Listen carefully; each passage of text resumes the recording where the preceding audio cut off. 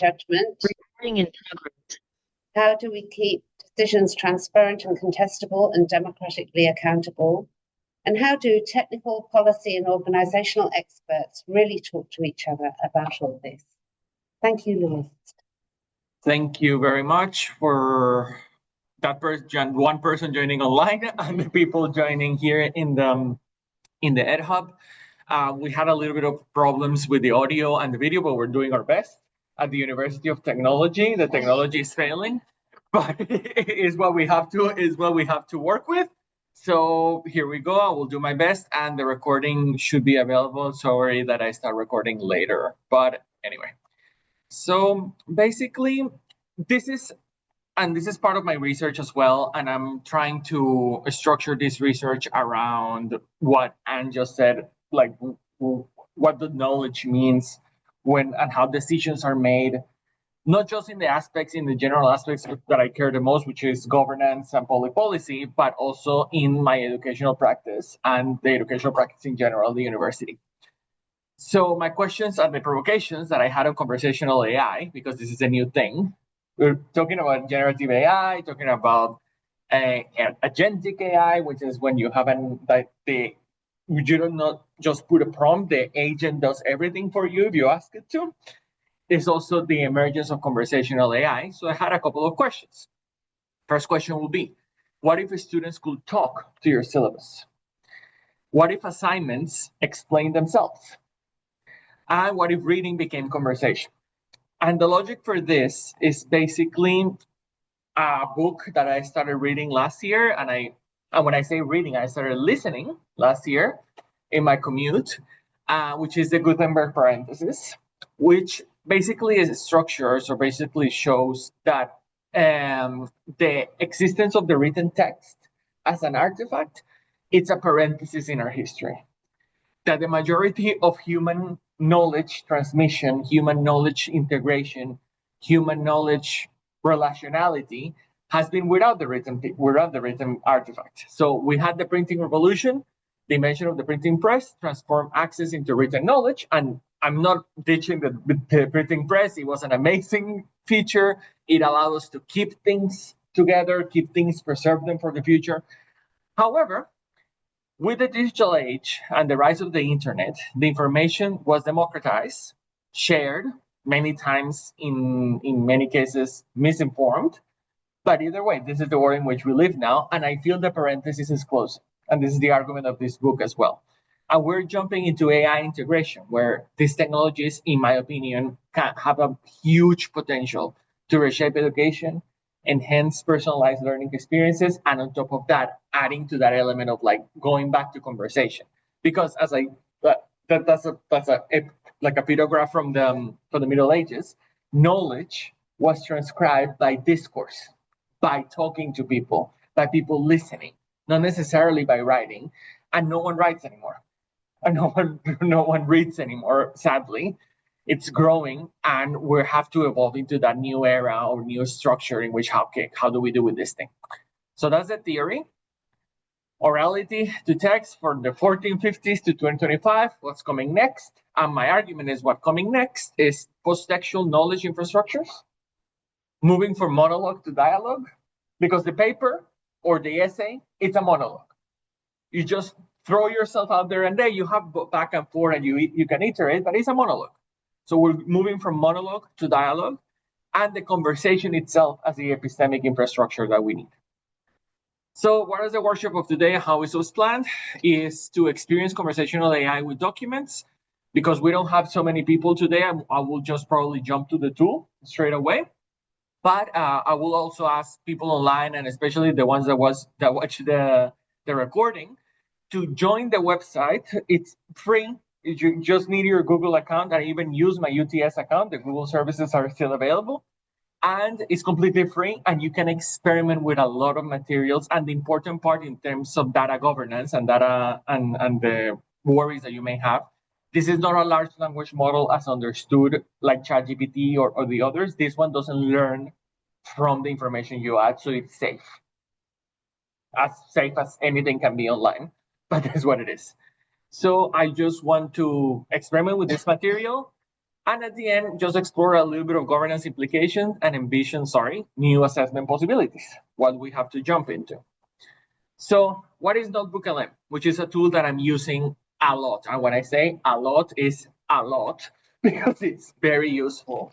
And for me, it's a tool for educators because it enhances interactive learning by integrating AI capabilities and allows educators to effectively engage students, basically because of the facility of it all, but also because it allows to personalize your interaction with the content. And I'm doing a little bit of a research around this, and I'm hopefully publishing next year. I selected 50 sources from like open, how you say that, public domain sources of like the basics of basic science, natural science, social science, medicine, all those things, and I put it there, and I started to interact with it. Okay, how do we express knowledge this way? This very seminal foundation of knowledge, but you can do whatever you want with it. You can synthesize multiple documents. You can generate interactive podcasts, which is for me the best thing ever in the sense of this interaction. It creates conversations from your sources. As I said before, it doesn't feeds from the big machine of the large language model and enables Q&A with materials. And just recently, just a month ago, you can make slides, you can make videos, you can make a lot of stuff building from that content and that synthesization of the content. So we're going to do the live demo right now. I will just jump into whatever I had. There you go. So this is my project so far. These are the sources, and you can always add sources. The thing is, I arrived at 50 source limits because that's my thing, but I added from everything, from Planck, Einstein, Freud, Adam Smith, Marx, all this public domain selection. I added there and say, okay, let's play around a little bit. And amongst many things, it can help you to generate a quiz. So just ask questions. So in this case, according to the excerpts from the Communist Manifesto, what is the fundamental basis for the political and intellectual history of any historical epoch? But my favorite aspect of this thing is, we have now the feature, and this is here in the studio, you can generate the audio overview, you can generate a video overview, and here, for example, in the explainer, you can actually ask how do you want to frame this information, this artifact. It's not that it's just gonna think how to do it. It's like you can say, no, let me do this the way that I want it to be framed. And it can generate mind maps, which I find super, super useful in the sense of like generates thematic differences. It explains in social and economic theory the sources that we have, what it said, Adam Smith, what said about value theory. Corn is more invariable than gold and silver. And then when you extract that, it will go to the source immediately and bring you keywords, bring you a little summary of that structure. So it's a super powerful tool. We can also have the video, which I feel is amazing. Let me see if it works. Oh, no, let me show you the slides first. This is video. It loads. Just give me a sec. So let's try if it works. So, what if I told you that the basic ways we make sense of our world, the very lenses we use to see reality, were all invented in one single, incredible century? That's the huge idea we're going to dig into today. Just think about it for a second. What are the hidden gears turning in our everyday lives? What's actually keeping us healthy or making us sick? What's driving the economy or shaping the society we live in? You see, for most of human history, our answers to those big questions weren't exactly scientific. They were tangled up. So basically, I'm not going to stop in the video because it's a 7-minute video, but basically what the program did was to grab all the sources and summarize the structure of the knowledge of the 19th century, because all these public domain sources are either very all of the 19th century or very early in the 20th century. But very importantly, it can also recently generate, where I can find the slide deck. Again, an amazing tool. And the only thing that you have to do is to submit your sources. it generates this structure. It named it the blueprints of the modern world, the paradigm shifts that redefine reality today, the architecture of an idea. So basically, it's the evolution of the scientific method. That's how it's selected. And it starts to talk about the disciplinary perspectives, went into the hidden order of matter according to chemistry, the unseen forces of physics, life's invisible architects, the germ theory, the engine of society, and there's the natural liberty, the history, hidden logic, Marx, and the class struggle. So it went into creating these artifacts, and this is the very important word, the artifact of knowledge transmission, in less than 5 minutes. It structured me that option of actually, okay, we can rethink how do we engage with knowledge, how do we transcribe knowledge, if we can do this thing and iterate back. If I wanted to focus more on a criticism aspect of the sources, I can do it. So it's very relational, and I like that element of relationality because Jan Caporta, I don't know if I pronounced his last name correctly, he talks about how knowledge is not this thing that you just do as a sole author or as a sole thing. Knowledge is relational, and knowledge is interaction. And there is also a beautiful saying from the I forgot, from the Sufi tradition in Sufi Islam, that says that the knowledge that you keep for yourself, or the information that you keep for yourself, dies with you. The knowledge that you give to someone else, it will forever live because it will forever be transmitted. So I feel this logic, this philosophy of, okay, how can we iterate to interact better with the information that we have? That's the most important thing. But I feel at the end of all the artifacts that you can generate, my most interesting one is the interactive mode of the podcast. And why is this important? Because the podcast will be, and this is something that, for example, Professor Buckingham has shown before. The podcast used to say, okay, you can tone it a little bit, you can prompt it into saying, discuss about this or not be that critical or be maybe more engaging with X. The thing is, now it's interactive. Now, whilst it's talking, you can actually interrupt it and frame it in a different way. For me, as a learning tool, it's amazing. And let's see if we can actually make it work here. And the audio is not the best, but I will ask either of you to ask a question from the podcast or something that you want. This is a podcast that is built again from the sources, but we can see what you want to ask to it. Welcome to the deep dive. Today we are wrestling with a truly a monumental stack of sources. Quite a collection. Yeah, it's a real collision of foundational texts. We're covering everything from 17th century physics all the way up to 20th century social science. It is a deep plunge for sure. We're looking at those moments when human knowledge just fundamentally shifted. You've got figures like Newton and Einstein sharing the stage with, Mendel and Marx. Right. And our mission today isn't just to summarize these thinkers for you. No, not at all. We want to find that non-intuitive nugget from each one. The single idea that just shattered the worldview of physics or biology or society. Very low. The moment But it was published. I think the recording is getting well, so I will interrupt. So let's start where I guess all modern science really gained its certainty, with that first great shockwave in physics. Isaac Newton. He didn't just propose a theory, did he? He famously gave, and I'm quoting here, to philosophy a new... Oh, hey, welcome.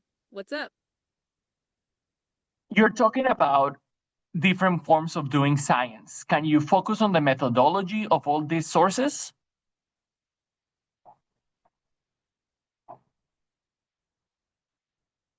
That is a phenomenal question. Yes, that connects all of this disparate work. Okay, let's unpack this, because the methodology is where the real revolutionary action is. Many of these thinkers established or formalized new methods. Absolutely. Think about Newton. He explicitly cultivated rational mechanics. That's the part that proceeds accurately by demonstration. Right, it was mathematics applying to philosophy. And he stated that he would frame no hypotheses. Meaning whatever he concluded had to be deduced from the phenomena first. Contrast that with someone like Claude Renaud later. The experimentalist. He defined science as aiming to predict, control, or master phenomena. He explicitly separated passive observation from active experimentation. Oh, yeah. Uh-huh. So you're focusing on the physical science. What about the methodologies of the social science corpus?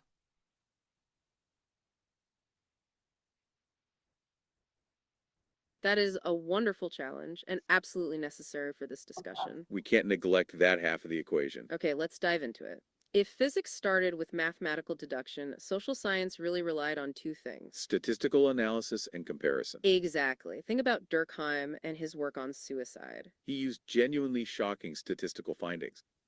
He used the statistics. So, and this is again something that I would love to have with better audio with more people.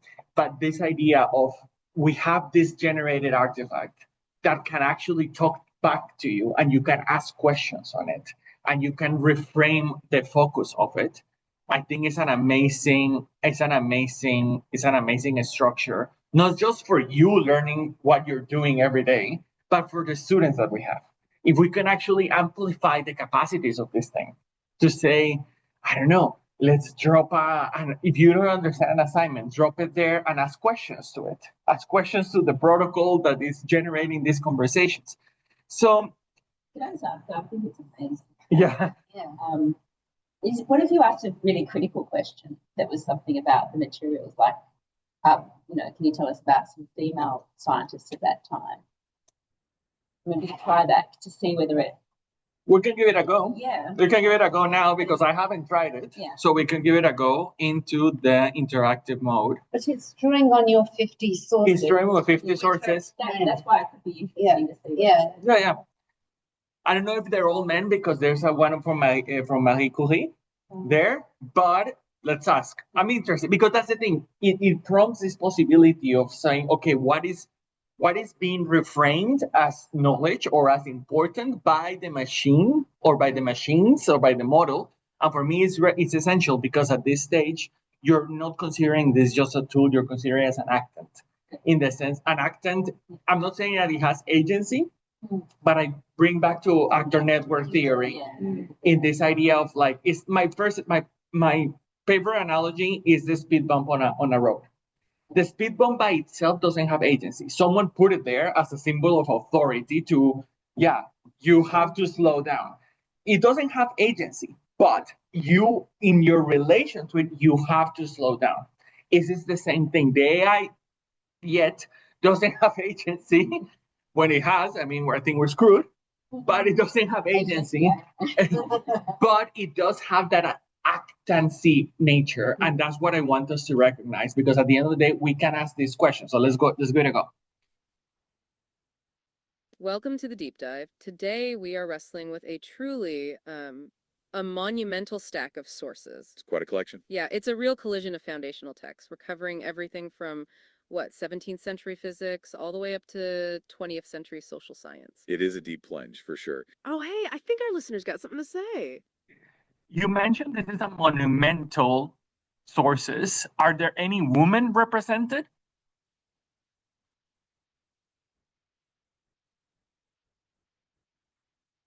That is a phenomenal question. It really is, and we're so glad you asked. Historically, these monumental source collections often overlook women. But yes, we absolutely have women represented. We have several, actually. We have Ada Lovelace, whose insights into computing are crucial to our discussion later. And on the social science side, we have figures like Maria Gornesci.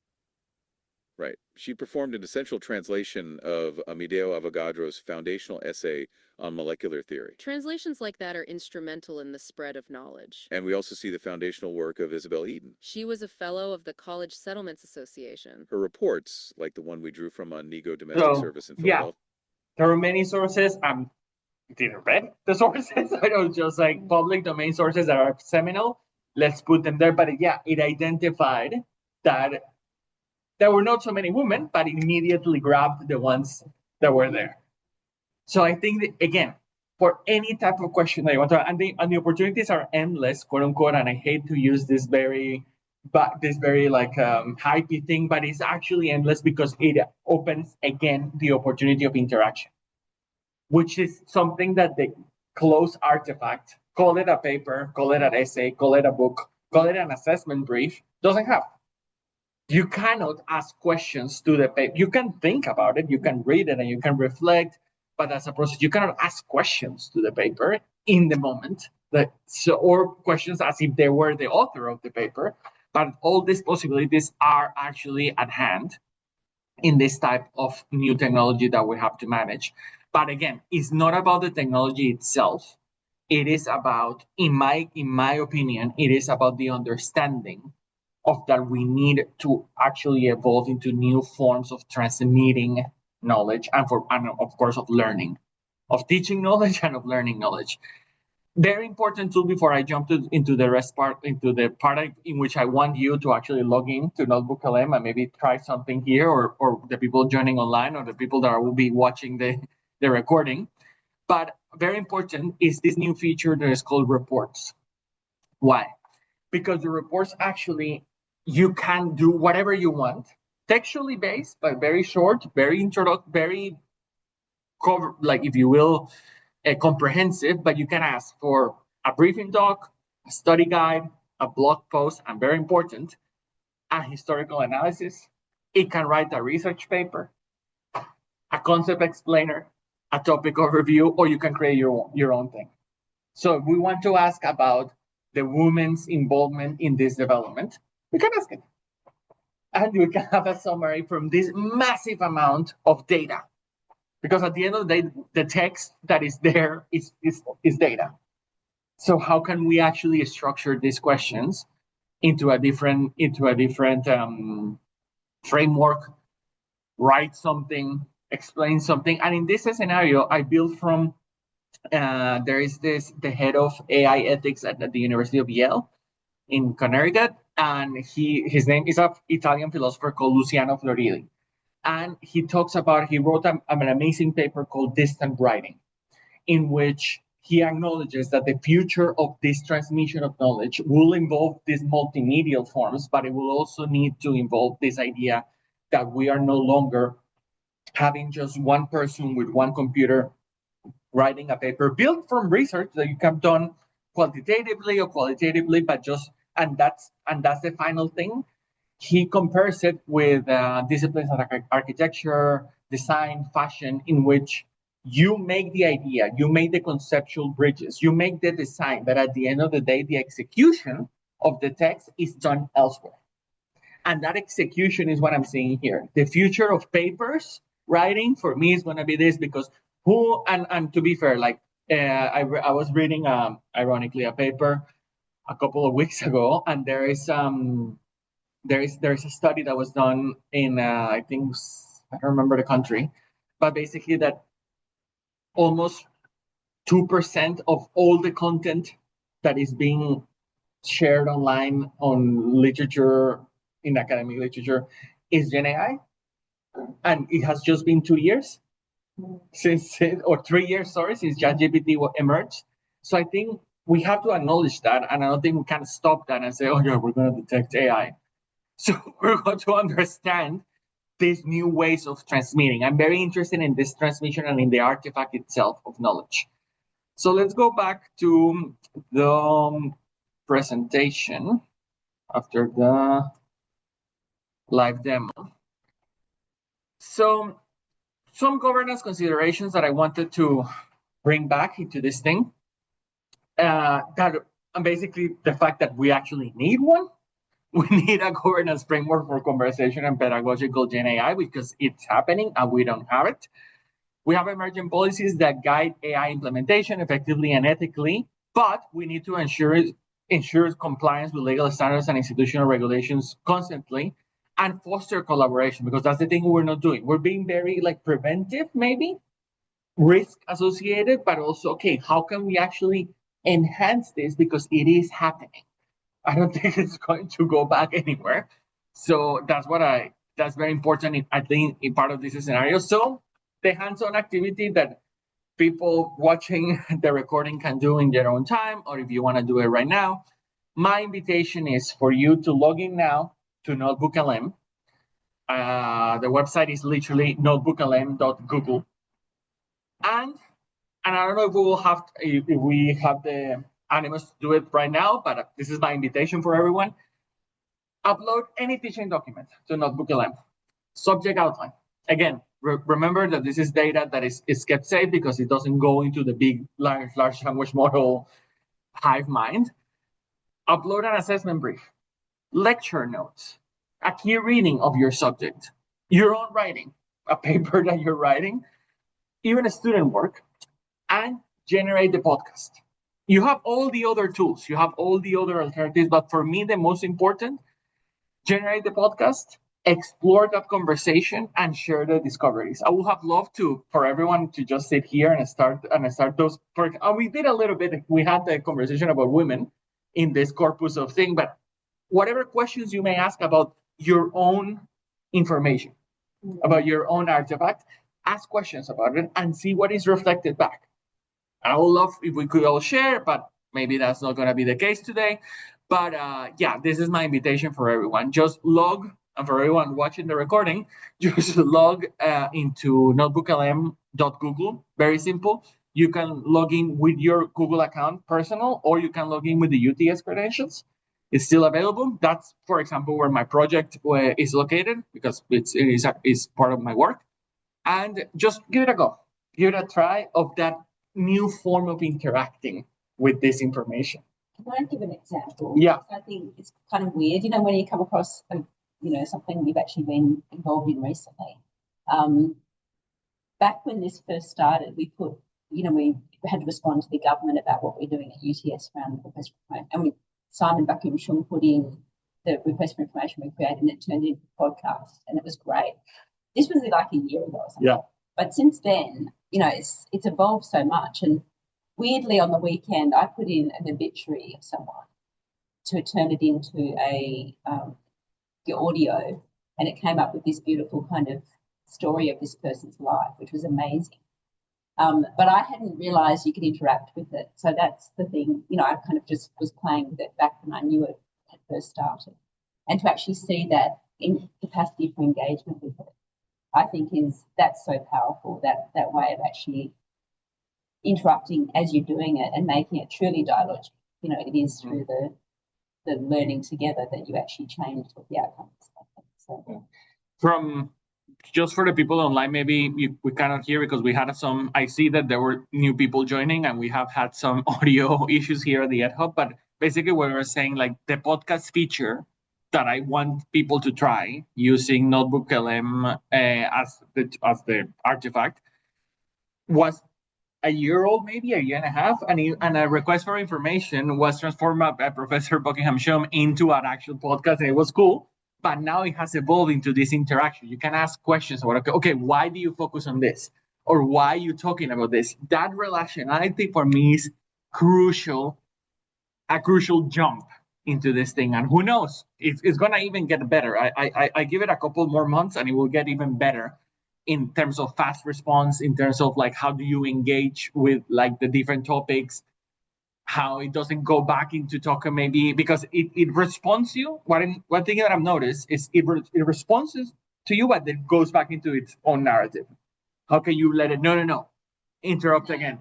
Please talk to me about this. Shift it to what I actually want to know. That relationality for me is super essential. And in this scenario, what I want to also for people to explore either online, we got a chat, something, I don't know.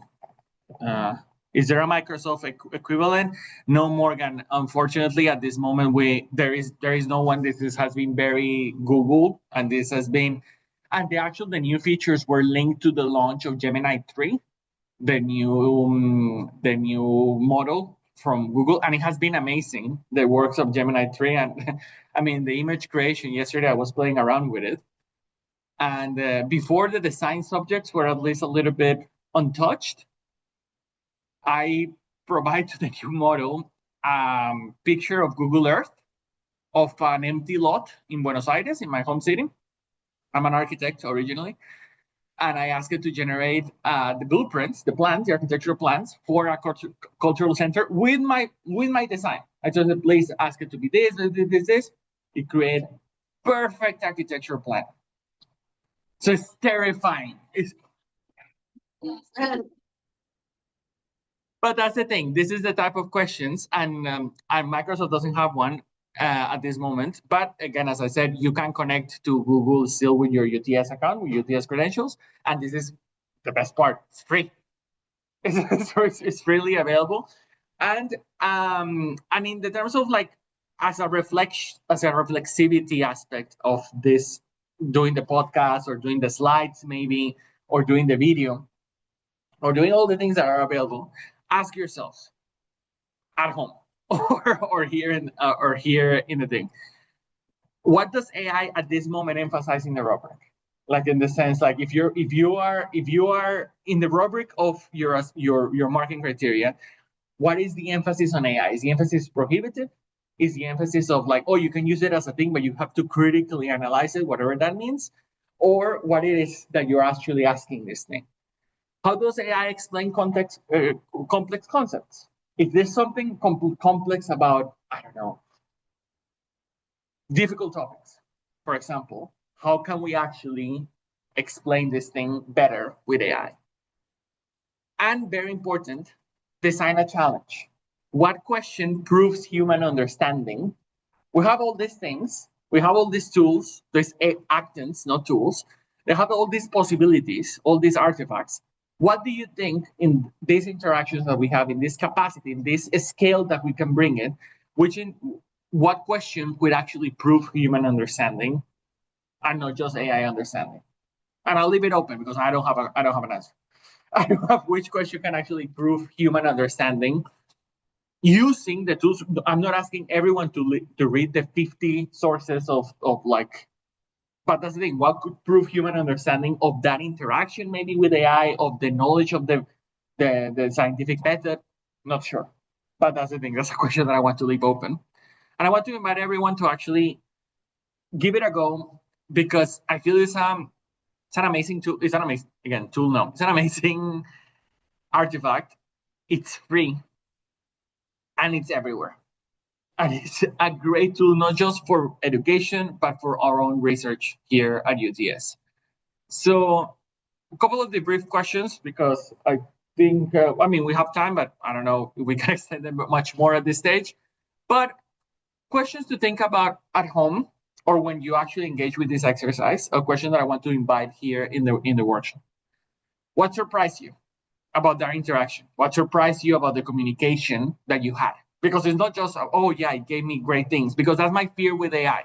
AI gives us amazing things, but I think it's very easy just to jump to the aspect of like, oh, it's there, so I'm gonna just use it. And then you have the case, what just happened in Argentina. I was reading the news yesterday that one of the candidates to be a judge in the Supreme Court published a book with hallucinated references. And it's like, if you're gonna be a member of the Supreme Court and you're not checking what AI is giving to you, we have a problem. But that's the thing. What is surprising you about this output? Where did AI excel? Because it is very good at summarizing stuff. It is very good at recognizing patterns. It is very good at communicating and now at interacting with us. But so we have to recognize that. But also, where did it fail? Where did it fail? Where did it like jump short? Is it about a hallucination? Is it about how do you engage with the content? Who knows? But very important, very, very, very, very important. How might this change your design of the subject, of the assessment, of the tasks that you're asking people to do? Because this tool is available everywhere. I don't know if all the students are aware of it. I have experience with my students because I asked them to use it with the thing. But that's the thing. How can this change our design?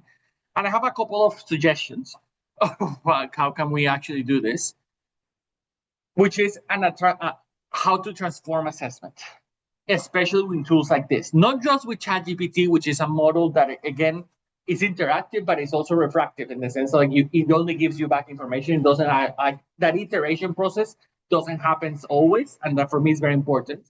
So this evolving approach to learning, for me, it says the teacher creates text, the student reads the text, then the student writes X, or the student produces a design of X, or does like the experiment, and then you have a result. What is emerging is like the teacher creates the text, the student converses with AI, the student demonstrates that this space of conversation is the design space. So are we assessing that? Are we assessing maybe we just give that as a foundational thing and then we jump into other forms of assessment, i.e. oral exams? Or return of the viva voce in that type of thing, in saying like we have this amazing way of iterating with the information, X information that you have, artifacts of knowledge. How did the students demonstrate that question mark is that design space in which they are actually working with? So in this thing, there are non-delegable demonstrations that AI-assisted conversation cannot replace.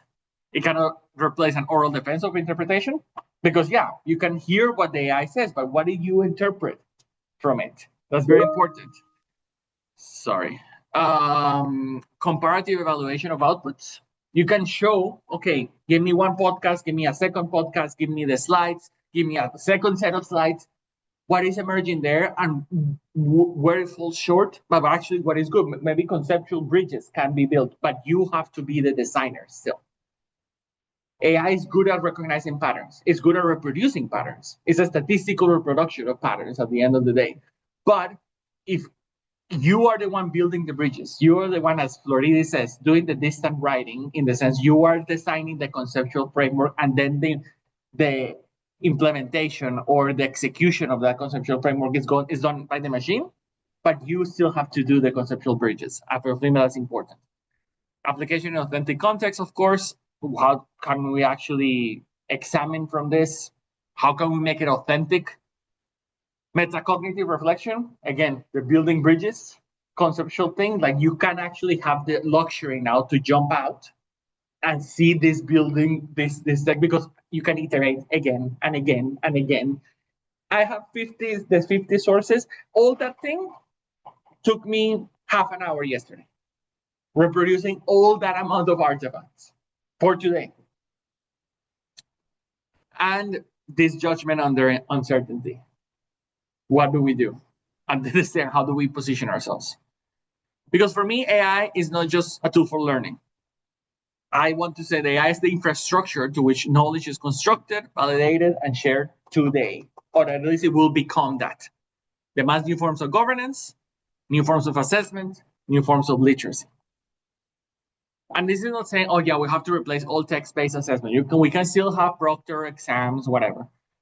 In my case, we have to explore this hybrid demonstration. Conversation as preparation, maybe for an oral exam. Like you can conversate. We have that conversation with AI, and we prepare for whatever is that we are being assessed on. A dialogue-based sense making of things, maybe an oral examination augmented by the AI prep, written work informed by that conversational exploration. At the end of the day, for me, the oral exam is returning and will return, and we have to see how do we return to this discursive way of assessing knowledge, of teaching, and also of learning. How do we return to that aspect in the post-Gutenberg parenthesis world? Thank you very much, everyone, for attending. Those are my contacts. Just add me on LinkedIn if you want to learn more about the tool. I always publish little videos of the things because I use NotebookLM a lot. And again, check notebooklm.google. It's free. You can use a lot of things with it. Thank you very much. Thank you. Fantastic.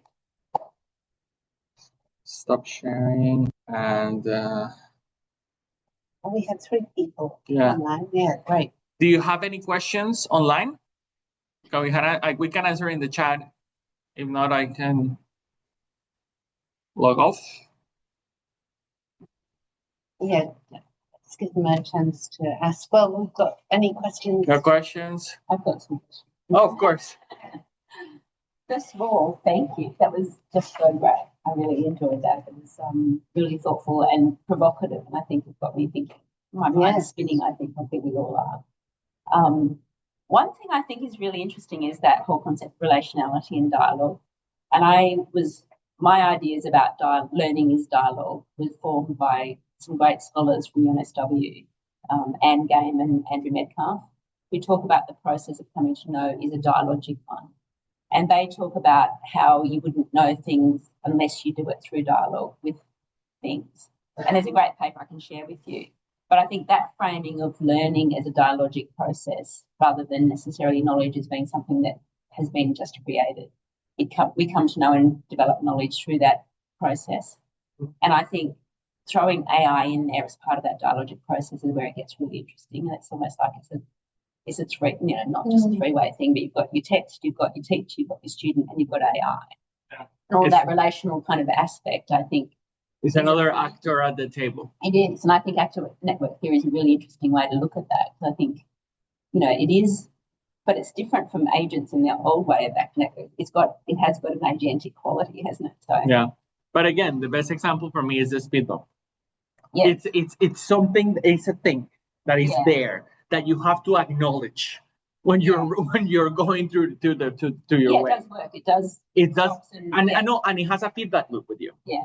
And that's the important part, because, and also the fact that this technology brings a scale, because we can have dialogic, like discourse, and I don't think it has been lost with the invention of the written thing, but we do depend a lot on the monologue of the paper, or the monologue of the essay, or the monologue of whatever source that you have is set.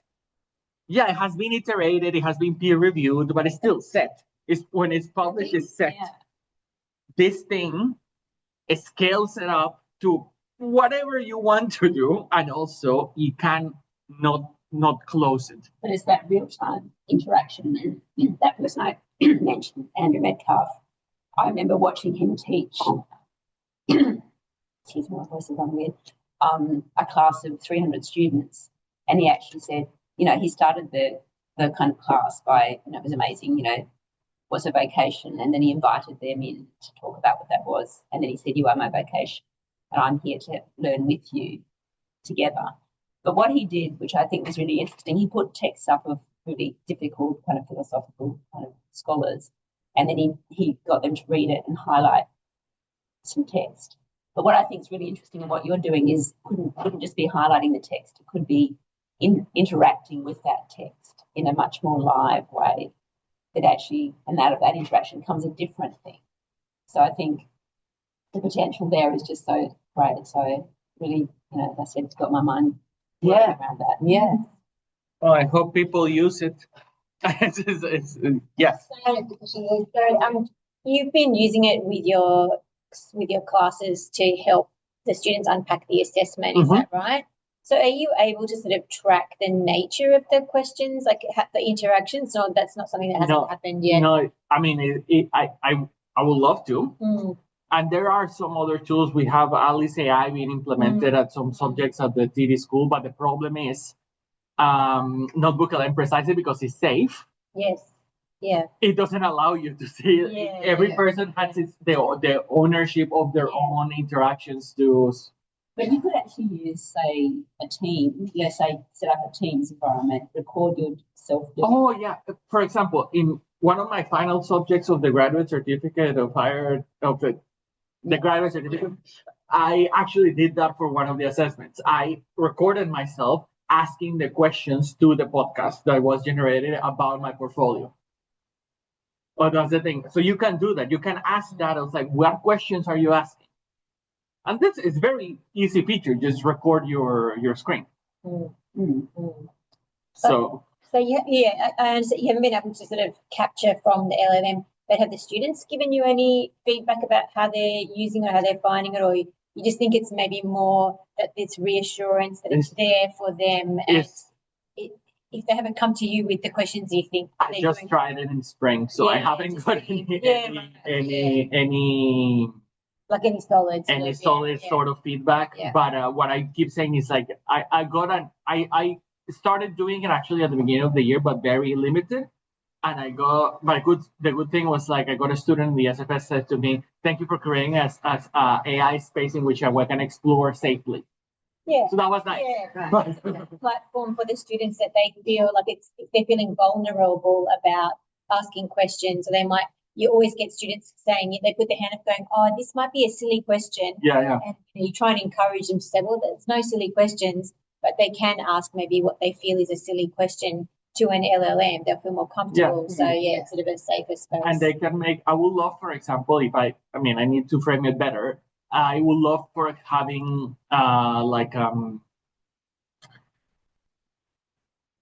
the assessment as a podcast or something like that, and explore the reaction to them and like what questions are you asking of it. or that more critical and Yeah. interpretive side. yeah, but I still have to think about it. Yeah, I think that's the questions they ask rather than, I just wonder if you've seen improvement in the assessment or a difference in the assessment. I don't have enough. No. I mean, I don't know. I don't know if I can only give it to AI. This year, I'm talking about one of the TD electives. This year, the assessments were better, but maybe it's because we have more training of how to. Because there's so many variables. But I would love to. The thing is, has to be explored on a larger scale. And it's one of my worries right now is that we have AI is very scattered, so you don't know what people are.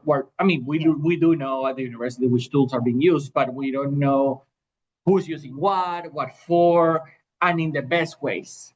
Because, for example, for research, Claude and the large language models, they're not very good for research. There are better large language models, Research Rabbit, for example, that is actually good for getting papers. Yes. Same with Cite AI. It's good for doing a literature review. It does a systematic literature review in 10 minutes. Amazing.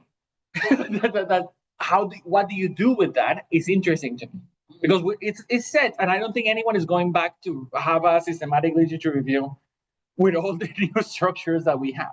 So what do we do more about it? That's the question for us. And I think it takes it back to that people frame of how do you get the meta, get the student to do that reflexivity, the reflection back on what was good about this outcome that it came up with and what was missing. Yeah. And also I would actually add in, and what about ethically and sustainably? And I think, I know the video I was reading, when is it that we use more energy with using AI, and kind of mindful of this. It's when you get the spinning thing for a long time, that's when you really, and I thought, because when I was actually generating that thing, I said the obituary, I was initially doing video and it was going back soon. I thought, oh my God, and stopped it. But the audio is quite fast, so it's doing some analysis of that could be. That could be too. The thing is that's also a very contested area, but it's institution, having some guidelines to say we want to use it, but let's use it within. And how do you classify? And that's the thing. For example, this type of data that is being created, how do you classify it? Because it's synthetic. It's synthetic data. So how do you classify it if you want to use it for research, for example, pedagogical research? I don't have the answers, but I just know that it's happening. And it's like, let's use it in the ways, and let's use the best things that we have, not just the very refractive interaction with the large language model, because that's what I see with some students. It's like their first interaction is with ChatGPT, probably. The more interesting one, like the more interested ones, the ones that actually know about AI, they will jump to actually using them well.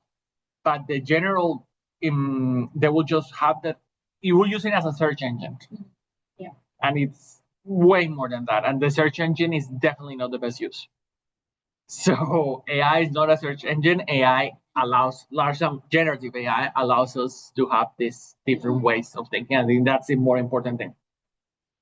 Because it's not a search engine. Because a search engine, you have Google, which also have AI incorporated now, so it doesn't matter. And that's where there's a lot of inaccuracy. A lot of people don't realize that they're not getting, they're getting an AI interpretation of something. No, of course. And also, it has been raised in tech policy forums that one of the problems that is generating, even for Google, is like people don't navigate to the pages anymore. No. And if they just read the thing, you don't even go to the thing, and they might be wrong. And engagement, which is what builds the attention economy, is lowering because people are not getting into the pages. Yeah. They're just reading the AI thing. Oh yeah, I know what I want. So that's okay. How do we interact with this? Is the question now. And I feel that dialogical, iterational process, and this idea, going back to this idea of the distant writing, distant creation, you do the meta narrative, but the execution is elsewhere. I feel that's going to be a framework for whatever it is that we're going to have in the future. But that's me. One particular question: can we change the voice of? It's very American. Yeah. It's very American. We can change the language. It's available in many languages. It's available, like I have like in my personal account, I have like podcasts in Spanish, podcasts in French. Those are my two native languages. And it's very good. But ironically, Yesterday, I uploaded the new AI national policy, the AI Australia plan that was published yesterday. And yeah, it starts America, but at some moments it gets Australian in the accent. Oh, So it detects something in the pattern and We should changes. ask it if it can actually shift its accent and read. Yeah, we could ask that as well. But like, yeah, there are many options. But that's the thing. It's about like asking the questions. It's sitting down and learning also by playing with it a little bit. It's just that it has that gamification aspect, especially in Notebook LM, because it has that like, oh yeah, this is fun. Yeah. you said something was published yesterday. What was that? The national AI plan for Australia. I think I've got a question. Mhm. I'll share it with you. Great, thank you. Or please text me on top of all the things. On Teams. Yes, the team. Well, I have to go to the presentations of my honor students. So thank you very much. Thank you, Lou. Thank you everyone online, and yeah, use it. Thank you. Log in. Yeah.